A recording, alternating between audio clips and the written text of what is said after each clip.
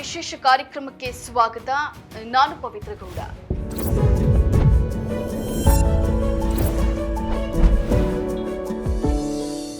ನೋಡಿ, ಗಂಡ ಮಲ್ಲಸರ್ಜ ಸತ್ತಾಗ ಕಿತ್ತೂರಿನ ರಾಣಿ ಚೆನ್ನಮ್ಮಳಿಗೆ ಸಾಯ್ಬೇಕು ಅಂತ ಅನಿಸೋದಿಲ್ಲ. ಸ್ವಂತ ಮಗ ಬ್ರಿಟಿಷರ ಕೈಗುಂಬೆಯಾದ್ರೂ ರಾಣಿ ಚೆನ್ನಮ್ಮ ಎದೆಗುಂದೋದಿಲ್ಲ. ಸಾಕು ಮಗ ಸತ್ತಾಗ್ಲೂ ಚೆನ್ನಮ್ಮ ತಾಯಿಗೆ ಚಿಂತೆಯಾಗುವುದಿಲ್ಲ. ಕೊನೆಗೆ ತಾಯಿ ಚೆನ್ನಮ್ಮ ತಾನೇ ಖುದ್ದಾಗಿ ಬ್ರಿಟಿಷರ ಸೆರೆಯಾಳು ಆದಾಗ್ಲೂ ತನಗೆ ಅವಮಾನ ಆಯಿತು ಅಂತ ಭಾವಿಸೋದಿಲ್ಲ. ಹಣ, ಆಸ್ತಿ, ಸಾಮ್ರಾಜ್ಯ ಎಲ್ಲವನ್ನ ಕಳೆದುಕೊಂಡು ಬರಿಗೈಯಲ್ಲಿ ನಿಂತಾಗ್ಲೂ ಧೃತಿಗಿಡೋದಿಲ್ಲ. ಆದ್ರೆ ಯಾವಾಗ ಸಂಗೊಳ್ಳಿ ರಾಯಣ್ಣ ಸತ್ತೋದ ಅನ್ನೋ ಗಾಳಿ ಸುದ್ದಿ ಕೇಳಿದ್ರೋ ಆ ಕ್ಷಣನೇ ಹಿಂದು ಮುಂದು ಯೋಚನೆ ಮಾಡದೆ ನಿಂತ ಜಾಗದಲ್ಲೇ ತಾಯಿ ಚೆನ್ನಮ್ಮ ತನ್ನ ಪ್ರಾಣವನ್ನ ತಾನೇ ತೆಗೆದುಕೊಂಡು ಬಿಡ್ತಾರೆ. ಪ್ರಿಯ ವೀಕ್ಷಕರೇ, ಸಂಗೊಳ್ಳಿ ರಾಯಣ್ಣ ರಾಣಿ ಚೆನ್ನಮ್ಮಳ ಹೆತ್ತ ಮಗ ಏನಲ್ಲ. ಹಣ, ಆಸ್ತಿ, ಸಾಮ್ರಾಜ್ಯಕ್ಕೆ ಸಂಗೊಳ್ಳಿ ರಾಯಣ್ಣ ಹೋರಾಡಿದ ಅನ್ನೋ ಒಂದೇ ಒಂದು ದಾಖಲೆಗಳು ಇತಿಹಾಸದಲ್ಲಿ ಕಂಡು ಬರುವುದಿಲ್ಲ. ಸಂಗೊಳ್ಳಿ ರಾಯಣ್ಣ ಹೋರಾಡಿದ್ದು ತನಗೆ ಜನ್ಮ ಕೊಟ್ಟು ಅನ್ನ ಹಾಕಿದ ಕಿತ್ತೂರಿಗಾಗಿ. ಸಂಗೊಳ್ಳಿ ರಾಯಣ್ಣ ಬಡಿದಾಡಿದ್ದು ತನ್ನನ್ನ ಹೆತ್ತ ಮಗನಂತೆ ನೋಡಿಕೊಂಡ ತಾಯಿ ಚೆನ್ನಮ್ಮಳಿಗಾಗಿ. ಕೊನೆಗೆ ನೇಣು ಕುಣಿಗೆಗೆ ಏರಿದ್ದು ಕೂಡ ಈ ನಾಡಿಗಾಗಿ. ಅಬ್ಬಾ, ಇಬ್ಬರದ್ದು ಅದೆಂಥ ಕರುಳಿನ ಸಂಬಂಧ. ಇವತ್ತಿಗೂ ರಾಣಿ ಚೆನ್ನಮ್ಮ ಮತ್ತು ಸಂಗೊಳ್ಳಿ ರಾಯಣ್ಣ ಅನ್ನೋ ಹೆಸರು ಕೇಳುವಾಗ್ಲೆಲ್ಲ ಒಂಥರ ರೋಮಾಂಚನ ಆಗುತ್ತೆ. ಮತ್ತೆ ಕಿತ್ತೂರ ಸ್ವಾತಂತ್ರ್ಯದ ಬಾವುಟವನ್ನು ಏರಿಸಿ ಹಾರಿಸಲು ಬರುತ್ತಾನೆ ನನ್ನ ಮಗ, ಆಶಾ ಕಿರಣ ಸಂಗೊಳ್ಳಿ ರಾಯಣ್ಣ. ನಮ್ಮ ದೇಶದಲ್ಲಿ ಸಿಪಾಯಿ ದಂಗೆ ಆಗೋ ಮೊದಲೇ ಬ್ರಿಟಿಷರ ವಿರುದ್ಧ ಸಂಗೊಳ್ಳಿ ರಾಯಣ್ಣ ತೊಡೆ ತಟ್ಟಿ ನಿಂತಿದ್ದ. ಸಿಂಹ ಸ್ವಪ್ನವಾಗಿ ಬ್ರಿಟಿಷರು ಹೋದಲ್ಲಿ ಬಂದಲ್ಲೆಲ್ಲ ಕಾಡ್ತಾ ಇದ್ದ. ಇವತ್ತು ನಮಗೆಲ್ಲ ಸಂಗೊಳ್ಳಿ ರಾಯಣ್ಣ ಅನ್ನೋ ಹೆಸರು ಕೇಳುವಾಗ ಏನೋ ಒಂಥರ ಹೆಮ್ಮೆ, ಅದೇನೋ ಗರ್ವ. ಅಷ್ಟರ ಮಟ್ಟಿಗೆ ಕನ್ನಡ ನಾಡನ್ನ ಆವರಿಸಿಕೊಂಡಿರೋ ಸಂಗೊಳ್ಳಿ ರಾಯಣ್ಣ ಬದುಕಿದ್ದು ಕೇವಲ 32 ವರ್ಷ ಮಾತ್ರ.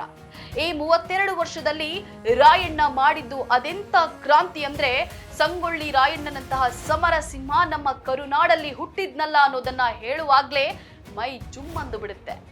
ಬ್ರಿಟಿಷರ ಬಂದೂಕಿಗೆ ಸಿಕ್ಕು ಈ ದೇಶ ನಲುಗ್ತಾ ಇದ್ದ ಸಂದರ್ಭದಲ್ಲಿ ಅಂದ್ರೆ 1857ರ ಕ್ರಾಂತಿ ಆಗೋದಿಕ್ಕೂ ಮೊದಲೇ ತಾಯಿ ಚೆನ್ನಮ್ಮ ಬಳಿಗೆ ಹೋದ ಸಂಗೊಳ್ಳಿ ರಾಯಣ್ಣ, ಅಮ್ಮ, ಬ್ರಿಟಿಷರ ಯೂನಿಯನ್ ಧ್ವಜ ಎಲ್ಲಾ ಕಡೆ ಹಾರಾಡ್ತಾ ಇದೆ, ನಾನು ಆ ಧ್ವಜವನ್ನ ಹರಿದು ಬಿಸಾಡಬೇಕು, ಈ ನಾಡನ್ನ ಉಳಿಸ್ಬೇಕು, ನಾನು ನಿಮ್ಮ ಜೊತೆ ಕೈ ಜೋಡಿಸ್ತೀನಿ, ನಂಗೆ ಆಶೀರ್ವಾದ ಮಾಡಿ ತಾಯಿ ಅಂತ ತಾಯಿ ಚೆನ್ನಮ್ಮಳ ಎದುರು ಕೈ ಮುಗಿದು ನಿಂತಿದ್ದ ಸಮರ ಸಿಂಹ ಸಂಗೊಳ್ಳಿ ರಾಯಣ್ಣ. ಆಗ ರಾಣಿ ಚೆನ್ನಮ್ಮ ಕೇಳ್ತಾರೆ, ರಾಯ ನೀನೇನ್ ಮಾಡ್ತೀಯೋ ಅಂತ. ಆಗ ಎದೆ ಸೆಟಸಿ ನಿಲ್ಲೋ ರಾಯಣ್ಣ, ಅಮ್ಮ ನಿನ್ ಕಾಲ್ ಬುಡ್ದಾಗ ಬ್ರಿಟಿಷರ 100 ತಲಿ ಕಡ್ದು ತಂದು ಸುರಿತೀನಿ. ಒಂದ್ ವೇಳೆ ನಂಗ 99 ತಲಿ ಸಿಕ್ಕು ಇನ್ನೊಂದು ತಲಿ ಸಿಗ್ಲಿಲ್ಲ ಅಂದ್ರ ನಂದಾ ತಲಿ ಕಡ್ದು ನಿನ್ ಕಾಲ್ ಬುಡ್ದಾಗ ಇಡ್ತೀನಿ ತಾಯಿ, ನಾನ್ ಕೊಟ್ಟ ಮಾತು ತಪ್ಪಂಗಿಲ್ಲ ಅಂತ ಅವತ್ತು ಸಮರಸಿಂಹ ಸಂಗೊಳ್ಳಿ ರಾಯಣ್ಣ ತಾಯಿ ಚೆನ್ನಮ್ಮಳಿಗೆ ಮಾತು ಕೊಟ್ಟು ಬರ್ತಾನೆ. ನನ್ನ ಪ್ರಾಣದ ಕೊನೆ ಉಸಿರಿನವರೆಗೂ ಕಿತ್ತೂರನ್ನು ರಕ್ಷಿಸುವ ಭಾರ ನನಗಿರಲಿ. ನೋಡಿ, ಸಂಗೊಳ್ಳಿ ರಾಯಣ್ಣ ರಾಜ ಮನೆತನದಲ್ಲಿ ಹುಟ್ಟಿರ್ಲಿಲ್ಲ, ಶ್ರೀಮಂತಿಕೆಯೂ ಇರೋದಿಲ್ಲ. ಆದ್ರೂ ರಾಯಣ್ಣನ ಗತ್ತು ಗಮ್ಮತ್ತು ಹೇಗಿತ್ತಂದ್ರೆ, ರಾಯಣ್ಣ ಖಡ್ಗ ಹಿಡಿದು ಊರೊಳಗೆ ನಡ್ಕೊಂಡು ಬರ್ತಾ ಇದ್ರೆ ಜನರು ಸಾಕ್ಷಾತ್ ದೇವಮಾನವ ನಡ್ಕೊಂಡು ಬರ್ತಾ ಇದ್ದಾನೇನೋ ಅನ್ನೋ ಭಾವದಲ್ಲಿ ನೋಡ್ತಾ ಇದ್ರು. 7 ಅಡಿಯ ಅಜಾನುಬಾಹು ಮನುಷ್ಯ, ಕಂಚಿನ ಮೂರ್ತಿಯಂತಹ ಸಮರವೀರ ಸಂಗೊಳ್ಳಿ ರಾಯಣ್ಣ ತಾಯಿ ಚೆನ್ನಮ್ಮ ಜೈಲಲ್ಲಿ ಇದ್ದಾಗ ಖುಷಿಯಾಗಿಯೇ ಇದ್ರು. ಯಾಕಂದ್ರೆ ಹೊರಗಡೆ ರಾಯಣ್ಣ ಇದ್ದಾನೆ ಅನ್ನೋ ವಿಶ್ವಾಸ ಅವರಲ್ಲಿತ್ತು. ಇವತ್ತಲ್ಲ ನಾಳೆ ರಾಯಣ್ಣ ಬರ್ತಾನೆ, ಬ್ರಿಟಿಷರ ಎದೆ ಮೇಲೆ ಕಾಲಿಟ್ಟು ಕಿತ್ತೂರಿನ ಸಾಮ್ರಾಜ್ಯದ ಮೇಲೆ ನಂದಿ ಧ್ವಜವನ್ನ ಮತ್ತೊಮ್ಮೆ ಹಾರಿಸ್ತಾನೆ ಅನ್ನೋ ನಂಬಿಕೆ ಅವರಲ್ಲಿತ್ತು. ಆದ್ರೆ ಯಾವಾಗ ಸಂಗೊಳ್ಳಿ ರಾಯಣ್ಣನನ್ನ ನಾವೇ ನಮ್ಮ ಕೈಯಾರೆ ಸಾಯಿಸಿದ್ವಿ ಅಂತ ಬ್ರಿಟಿಷರು ಸುಳ್ಳು ಹೇಳಿದ್ರೋ ಆ ಕ್ಷಣಾನೇ ತನ್ನ ಬೆರಳಲ್ಲಿದ್ದ ಉಂಗುರವನ್ನ ಜಜ್ಜಿ ಕುಡಿದು ಬಿಟ್ಲು ರಾಣಿ ಚೆನ್ನಮ್ಮ. ಇತ್ತ ತಾಯಿ ಚೆನ್ನಮ್ಮಳ ಸಾವಿನ ಸುದ್ದಿ ಕೇಳಿ ರಾಯಣ್ಣ ಬೋರಾಡಿ ಅತ್ತಿದ್ದ. ತಾಯಿಯ ಮುಖವನ್ನ ಕೊನೆ ಬಾರಿಗೆ ನೋಡೋದಕ್ಕೆ ಮಾರು ವೇಷದಲ್ಲಿ ಬಂದ. ತಾಯಿ ಚೆನ್ನಮ್ಮಳ ಶವದ ಮುಂದೆ ನಿಂತ್ಕೊಂಡು ಬ್ರಿಟಿಷರನ್ನ ಕಿತ್ತೂರಿನಿಂದ ಒದ್ದೋಡಿಸಿಯೇ ಸಿದ್ಧ ಅಂತ ಶಪಥ ಮಾಡಿದ್ದ. ತಾಯಿ ಚೆನ್ನಮ್ಮ ಇಲ್ಲವಾದ ಬಳಿಕ ಸಂಗೊಳ್ಳಿ ರಾಯಣ್ಣ ಗೆರಿಲ್ಲಾ ಮಾದರಿಯ ಯುದ್ಧ ಶುರು ಮಾಡ್ತಾನೆ.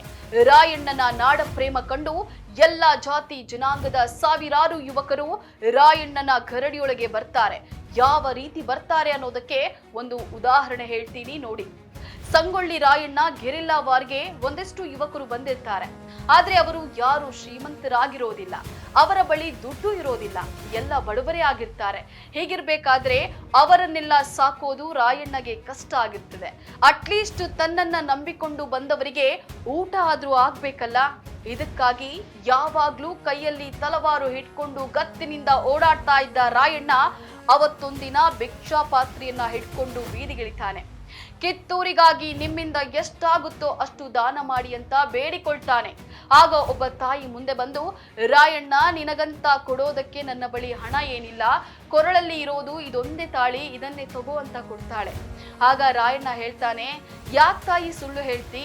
ಬಂಗಾರದಂತಹ ಮಗ ಅದಾನ ನಿನಗೆ, ಅವನನ್ನ ಕಳಿಸಿಕೊಡು ನನ್ನ ಜೊತೆಗ ಅಂತ ಹೇಳ್ತಾನೆ. ಆಗ ಮತ್ತೆ ಆ ತಾಯಿ ಹೇಳ್ತಾಳೆ, ರಾಯಣ್ಣ, ನನಗ ಇರೋದು ಒಬ್ಬನೇ ಮಗ, ಇವ ಸತ್ರ ನನಗೆ ಬೇರೆ ಯಾರೋ ಇಲ್ಲೋ ಅಂತ. ಆಗ ರಾಯಣ್ಣ, ನಾ ನಿನಗ ಮಗ ಅಲ್ಲೇನ್ ತಾಯಿ ಅಂತ ಕೇಳಿದ್ದೆ ತಡ, ಹೌದು ರಾಯ, ನನಗ ನೀ ಬ್ಯಾರೆ ಅಲ್ಲ, ನನ್ನ ಮಗ ಲಕ್ಷ್ಮಣ ಬ್ಯಾರೆ ಅಲ್ಲ, ಕರ್ಕೊಂಡೋಗ ಇವನನ್ನ ಅಂತ ಹೆತ್ತ ಮಗನನ್ನ ಸಂಗೊಳ್ಳಿ ರಾಯಣ್ಣನಿಗೆ ದಾರಿ ಎರಿತಾಳೆ. ಅಲ್ಲೇ ಪಕ್ಕದ ಮನೆಯ ಒಬ್ಬ ತಾಯಿ ಕೂಡ ಮುಂದೆ ಬಂದು, ನನ್ನ ಮಗ ಏನ್ ಪಾಪ ಮಾಡ್ಯಾನೋ ರಾಯಣ್ಣ, ಇವನನ್ನು ನಿನ್ ಜೊತೆ ಕರ್ಕೊಂಡು ಹೋಗುವಂತ ಮುಂದೆ ತಳ್ತಾಳೆ. ಆದ್ರೆ ಆ ಹುಡುಗ ಕುರುಡನಾಗಿದ್ದ. ಆಗ ರಾಯಣ್ಣ ಹೇಳ್ತಾನೆ, ತಾಯಿ, ಈ ಕುರುಡನನ್ನ ಕರ್ಕೊಂಡೋಗಿ ನಾನು ಏನ್ ಮಾಡ್ಲಿ ಅಂತ. ಆಗ ಆ ತಾಯಿ ಹೇಳಿದ ಮಾತು ಇದೆಯಲ್ಲ, ಒಮ್ಮೆ ಗಮನ ಇಟ್ಟು ಕೇಳಿ. ರಾಯ, ಅವ ಕುರುಡ ಅಂತ ನೀನೇನ್ ಚಿಂತೆ ಮಾಡಬೇಡ. ಅಕಸ್ಮಾತ್ ಬ್ರಿಟಿಷರು ನಿಂಗ ಗುಂಡು ಹೊಡಿಯಾಕ ಶುರು ಮಾಡಿದ್ರ ಈ ಕುರುಡ ಅಡ್ಡ ಬಂದು ನಿಂದಿರ್ತಾನ. ನಿಂಗೆ ಬೀಳೋ ಗುಂಡು ಅವನ ಎದೆಗೆ ಬೀಳ್ತಾವ. ಅವ ನಿನಗೋಸ್ಕರ ಇಷ್ಟಾದ್ರೂ ಮಾಡ್ತಾನ ಅಂತೇಳಿ ರಾಯಣ್ಣನನ್ನ ಹುರಿದುಂಬಿಸ್ತಾಳೆ. ಮಗನನ್ನ ಕಳಿಸಿಕೊಡ್ತಾಳೆ. ನೋಡಿ, ಅದೆಂತಹ ನಾಡ ಪ್ರೇಮ. ಇಂತಹದೊಂದು ನಾಡ ಪ್ರೇಮದ ಕಿಚ್ಚನ್ನ ಸಂಗೊಳ್ಳಿ ರಾಯಣ್ಣ ಕಿತ್ತೂರಿನ ಪ್ರತಿಯೊಂದು ಮನೆಯಲ್ಲೂ ಹಚ್ಚಿ ಬೆಳಗಿಸಿದ್ದ.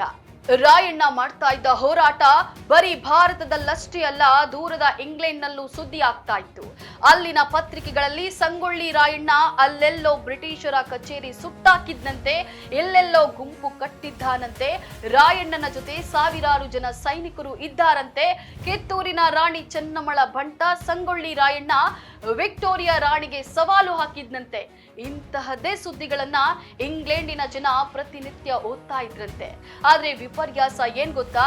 ನಿಜವಾಗಿ ಹೇಳ್ಬೇಕಂದ್ರೆ ಸಂಗೊಳ್ಳಿ ರಾಯಣ್ಣನಿಗೆ ಬ್ರಿಟಿಷರೇನು ಮೋಸ ಮಾಡ್ಲಿಲ್ಲ. ನಮ್ಮಲ್ಲಿದ್ದ ನಮಕರಾಮ್ಗಳೇ ಹಣದಾಸೆಗೆ ಸಂಗೊಳ್ಳಿ ರಾಯಣ್ಣನ ಬ್ರಿಟಿಷರಿಗೆ ಹಿಡಿದುಕೊಟ್ರು. ಬ್ರಿಟಿಷರು ಕೊಡ್ತಾ ಇದ್ದ ಎಂಜಲು ಕಾಸಿಗಾಗಿ ರಾಯಣ್ಣನಂತಹ ರಾಯಣ್ಣನನ್ನೇ ಹಿಡಿದುಕೊಟ್ರು ಬಿಟ್ರಲ್ಲ. ಆ ಪಾಪಿಗಳನ್ನ ಈ ದೇಶ ಯಾವ ಕಾಲಕ್ಕೂ ಕ್ಷಮಿಸೋದಿಲ್ಲ. ಅವತ್ತು ಬ್ರಿಟಿಷರು ರಾಯಣ್ಣನಿಗೂ ಆಫರ್ ಕೊಟ್ಟಿರ್ತಾರೆ, ಚೆನ್ನಮ್ಮ ಚೆನ್ನಮ್ಮ ಅಂತ ಯಾಕೆ ಸಾಯ್ತೀಯ ರಾಯಣ್ಣ, ನಮ್ ಜೊತೆಗೆ ಬಾ, ನಾವ್ ಹೇಳ್ದಂಗ್ ಕೇಳ್ಕೊಂಡಿರು, ನಿನ್ಗೇನ್ ಬೇಕು ಕೇಳು, ಕಿತ್ತೂರಿನ ಆಸ್ತಿ ಬೇಕಿದ್ರು ಕೊಡ್ತೀವಿ ಅಂತ ಬ್ರಿಟಿಷರು ಹೇಳಿದ್ರಂತೆ.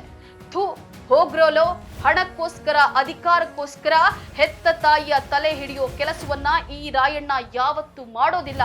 ಬೇಕಾದ್ರೆ ನಿಮ್ಮ ಉರುಳಿಗೆ ನನ್ನ ಕೊರಳು ಕೊಡ್ತೀನಿ, ಆದ್ರೆ ಈ ನಾಡಿಗೆ ದ್ರೋಹ ಮಾಡೋದಿಲ್ಲ ಅಂತ ಬ್ರಿಟಿಷರ ಎದೆ ಮೇಲೆ ಕಾಲಿಟ್ಟು ಅಬ್ಬರಿಸಿದಂತ ಸಮರಸಿಂಹ ಸಂಗೊಳ್ಳಿ ರಾಯಣ್ಣ. ಇಂತಹ ಸಂಗೊಳ್ಳಿ ರಾಯಣ್ಣನನ್ನ ನಮ್ಮವರೇ ಹಿಡಿದುಕೊಟ್ಟು ಬಿಟ್ರಲ್ಲ, ಅದು ಎಂಜಲು ಕಾಸಿಗಾಗಿ. ಇದನ್ನ ನೆನೆಸಿಕೊಂಡಾಗ್ಲೆಲ್ಲ ರಕ್ತ ಕೊತ ಕೊತ ಕುದ್ದು ಬರುತ್ತೆ. ಕೊನೆಗೆ ನಮ್ಮವರೇ ಮಾಡಿದ ಕುತಂತ್ರಕ್ಕೆ ಬಲಿಯಾದ ಸಂಗೊಳ್ಳಿ ರಾಯಣ್ಣ ಊರ ಜನರ ಸಮ್ಮುಖದಲ್ಲಿ ಬ್ರಿಟಿಷರ ಉರುಳಿಗೆ ಕೊರಳು ಕೊಡ್ತಾನೆ. ಅವತ್ತು ಊರಲ್ಲಿ ಸ್ಮಶಾನ ಮೌನ. ಯಾರ ಮನೆಯಲ್ಲೂ ಒಲೆ ಹಚ್ಚೋದಿಲ್ಲ, ಯಾರು ಊಟ ಮಾಡೋದಿಲ್ಲ. ಅಳ್ತಾ ಇದ್ದ ಮಕ್ಕಳಿಗೆ ತಾಯಂದಿರು ಹಾಲು ಕುಡಿಸೋದು ಇಲ್ಲ. ಆದ್ರೂ ರಾಯಣ್ಣನ ಬಗ್ಗೆ ಹೇಳುವಾಗ ಹೆಮ್ಮೆ ಆಗುತ್ತೆ. ರಾಯಣ್ಣ ಹುಟ್ಟಿದ್ದು ಆಗಸ್ಟ್ 15ಕ್ಕೆ. ಅವನು ಹುಟ್ಟಿದ ದಿನ ಈ ದೇಶಕ್ಕೆ ಸ್ವಾತಂತ್ರ್ಯ ಬಂತು. ರಾಯಣ್ಣ ಬ್ರಿಟಿಷರ ಉರುಳಿಗೆ ಕೊರಳು ಕೊಟ್ಟಿದ್ದು ಜನವರಿ 26. ಇವತ್ತು ಈ ದೇಶ ಗಣರಾಜ್ಯವಾಯಿತು. ನೋಡಿ, ರಾಯಣ್ಣನಿಗೆ ನಮ್ಮವರೇ ನಮಖರಾಮ್ಗಳು ಮೋಸ ಮಾಡಿದ್ರು, ಆ ದೇವರು ಮೋಸ ಮಾಡಲಿಲ್ಲ. ರಾಯಣ್ಣ ಹುಟ್ಟಿದ್ರೆ ಅದು ಈ ದೇಶಕ್ಕೆ ಸ್ವಾತಂತ್ರ್ಯೋತ್ಸವ, ರಾಯಣ್ಣ ಸತ್ರೆ ಅದು ಈ ದೇಶದ ಪಾಲಿಗೆ ಗಣರಾಜ್ಯೋತ್ಸವ. ಇಂತಹ ರಾಯಣ್ಣ ಮತ್ತೆ ಮತ್ತೆ ಈ ದೇಶದಲ್ಲಿ ಹುಟ್ಟಾನೆ ಇರಬೇಕು. ಯಾವುದೋ ತಾಯಿಯ ಗರ್ಭದೊಳಗಲ್ಲ, ಪ್ರತಿಯೊಬ್ಬ ಯುವಕನ ಎದೆಯೊಳಗೆ. ಸೊ ಫ್ರೆಂಡ್ಸ್, ಇದು ಇವತ್ತಿನ ಸ್ಪೆಷಲ್ ಸ್ಟೋರಿ. ಮತ್ತೆ ಭೇಟಿಯಾಗ್ತಿರೋಣ. ನಮಸ್ಕಾರ.